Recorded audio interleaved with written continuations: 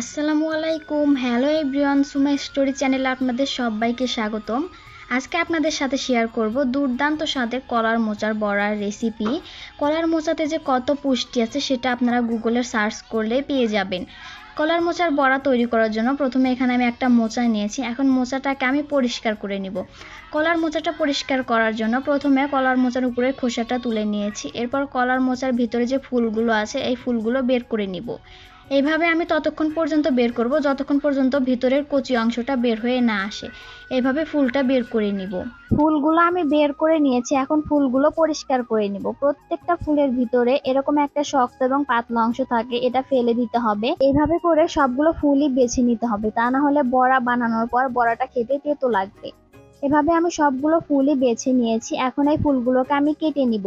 একসাথে করে সবগুলো ফুলই আমি ছোট ছোট করে কুচি কুচি করে কেটে নিব। আপনারা চাইলে ফুলগুলো একটু বড় করেও কেটে নিতে পারেন। আমি ফুলগুলো কেটে নেওয়া মাত্র অমনি পানিতে ভিজিয়ে রাখবো, বাইরে রাখবো না, অল্প অল্প করে কাটবো আর পানিতে ভিজিয়ে রেখে দিব। এভাবে করে আমি সবগুলো ফুল কেটে পানিতে ভিজিয়ে রেখেছি। এরপর কলার মোচার যে ভিতরের কচি অংশটা আছে কচি অংশটাও আমি কেটে নিব কুচি কুচি করে। প্রথমে উপরের এই শক্ত অংশটা ফেলে দিলাম, এখন এই মোচার ভিতরের অংশটাকে আমি এরকম কুচি কুচি করে কেটে নিব। ভিতরের এই কচি অংশটা বেছে নেওয়ার আর কোনোই দরকার নেই, শুধু এভাবে কুচি কুচি করে কেটে নিলেই হয়ে যাবে। আমি কেটে নিয়েছি, এখন এটুকু আমি পানিতে ভিজিয়ে রেখে দিব। এখন এই মোচাটা আমি 2বার পানি দিয়ে ভালোভাবে ধুয়ে নিব। মোচাটা পানি দিয়ে ধুয়ে নিয়েছি, এখন একটু হলুদের গুঁড়া দিয়ে মোচার সাথে ভালোভাবে মাখিয়ে নিব। খুব ভালোভাবে মাখিয়ে নিতে হবে যেন প্রত্যেকটা মোচার গায়ে হলুদের গুঁড়া লেগে যায়। এরপর এখানে আমি ফুটন্ত গরম পানি দিয়ে 5 মিনিট রেখে দিব। এভাবে করে মোচা পরিষ্কার করলে মোচার পুষ্টি গুণাগুণ ঠিক থাকে। 5 মিনিট পানি দিয়ে ভিজিয়ে রেখে মোচাটা ভালোভাবে ধুয়ে নিব। এখন ধুয়ে নেওয়া মোচার ভিতরে দিয়ে দিব 2টা পেঁয়াজ কুচি এবং পরিমাণ মতো কাঁচা মরিচ কুচি। এরপর দেব হাফ চামচ আদা বাটা এবং হাফ চামচ রসুন বাটা। এরপর দিয়ে দিব জিরা গুঁড়া, লাল মরিচের গুঁড়া, হলুদের গুঁড়া, ধনিয়া গুঁড়া, গরম মশলা গুঁড়া, স্বাদ মতো লবণ। এরপর এখানে দিয়ে দিব বেসন এবং চালের গুঁড়া। চালের গুঁড়া এবং বেসনটা আপনারা আপনাদের পরিমাণ মতো দিয়ে দিবেন, মাখাতে যতটুকু প্রয়োজন হয় ততটুকুই দিয়ে দিবেন। এখন আমি সবকিছু একসাথে খুব ভালোভাবে মাখিয়ে নিব। মাখানোর পর মনে হচ্ছে আর একটু বেসন দিলে ভালো হবে, তাই আর একটু অল্প বেসন আমি এখানে দিয়েছি। এখন আবারও সবকিছুকে ভালোভাবে মাখিয়ে নিব। এরপর এখানে আমি দিয়ে দিব মসুর ডাল। মসুর ডালটাকে আমি 10 মিনিট আগে ভিজিয়ে রেখেছিলাম। এখন মসুর ডালটাও একসাথে ভালোভাবে মাখিয়ে নিব।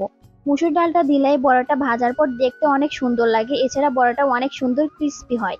সবকিছু একসাথে মাখিয়ে নিয়েছি, এখন এইভাবে অল্প অল্প করে নিয়ে আমি এভাবে বড়ার শেপ দিয়ে তেলে ভেজে নিব। ভাজার জন্য একটা প্যানে তেল দিয়ে তেলটা ভালোভাবে গরম করে নিয়েছি। এখন একে একে সবগুলো বড়া এভাবে দিয়ে উল্টে পাল্টে ভেজে নিব। বড়াটা এক সাইডে ভাজা হয়ে গেছে, এখন উল্টিয়ে দিয়ে আরেক সাইডও ভেজে নিব। বড়াটা ভাজতে কিন্তু বেশি সময় লাগে না, অল্প সময়ের মধ্যেই ভাজা হয়ে যায়। আমার বড়াগুলো ভাজা হয়ে গেছে, এখন আমি বড়াগুলো তেল ঝরিয়ে তুলে নিব। দেখুন বড়াগুলো দেখতে কিন্তু অনেক সুন্দর লাগছে, মসুর ডালটা দেওয়ার কারণে বড়াগুলো আরো বেশি সুন্দর লাগছে দেখতে। বড়াগুলো দেখতে কিন্তু অনেক লোভনীয় লাগছে। আমি আপনাদের একটা বড়া ভেঙে দেখাচ্ছি, তাহলেই বুঝতে পারবেন যে বড়াটা কত সুন্দর ক্রিস্পি হয়েছে। একবার এইভাবে মোচার বড়া বানিয়ে খেলে এর স্বাদ সারা জীবন মুখে লেগেই থাকবে। আমার এই রেসিপিটি আপনাদের কাছে ভালো লাগলে ভিডিওটিতে লাইক কমেন্ট শেয়ার করে দিবেন। ইউটিউব থেকে ভিডিও দেখলে চ্যানেলটি সাবস্ক্রাইব করে দিবেন এবং ফেসবুক থেকে দেখলে ফলো দিয়ে পাশেই থাকবেন। আজকের মতো এখানেই বিদায় নিচ্ছি, ভালো থাকবেন সবাই, আল্লাহ হাফেজ।